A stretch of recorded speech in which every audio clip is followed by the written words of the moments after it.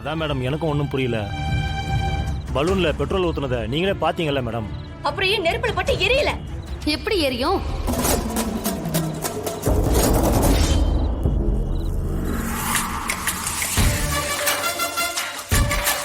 அதுக்கு நான் பதில் சொல்லட்டுமா?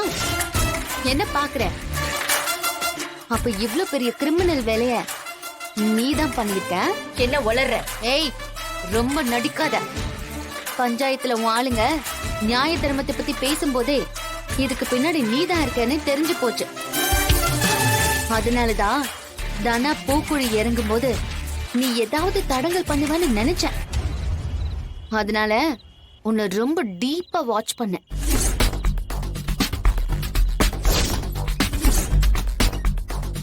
அம்மா, இந்த பலூன் அவ புடவையில பட்டு தீ பிடிச்சிருமா?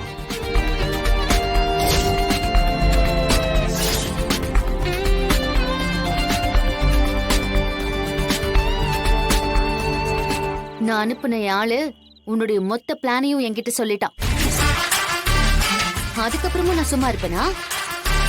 இந்த லேடி பெட்ரோல் பலூன் இருக்கிற பூக்குடைய வச்சுக்கிட்டு பூக்குழி பக்கத்துல இருக்கிறத நான் பார்த்தேன். அப்போ நான் என்ன பண்ண தெரியுமா? அம்மா, பூனா அம்மா வர சொன்னாங்க. அந்த மரத்துக்கிட்ட நிக்கிறாங்க. வா போலாம். சீக்கிரம் போ.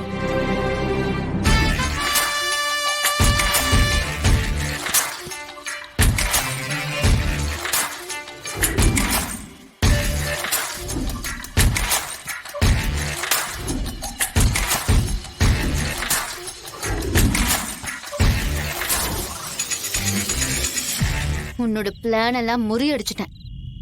அந்த பலூன்ல தண்ணிய தான் நிரப்பி வச்சிருந்தோம். நீங்க தூக்கி எறிஞ்ச அந்த தண்ணி பலூன் பட்டு தனாவோட காலுக்கு இதமா இருந்திருக்கும். அவ உண்மையிலேயே எந்த கலங்கமும் இல்லாதவ. பயபக்தியோட பூக்குழியில இறங்கி தன்னை நிரூபிச்சிட்டா.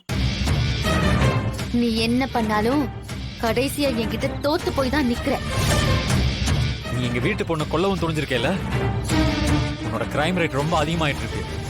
ஆனா எல்லாத்தையும் நாங்க வேடிக்கை பார்த்துட்டு சும்மா இருக்க மாட்டோம்.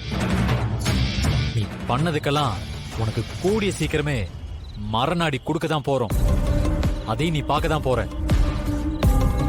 மரியாதை பேசுடா. யாருக்கிட்ட வந்து என்ன பேசுற? யாரு மரணாடி கொடுக்கறான்னு பாத்துடலாம். அதையும் பார்க்கலாம். இது உனக்கு யூஸ் ஆகாதுல்ல, தூக்கி போட்டுடலாம்.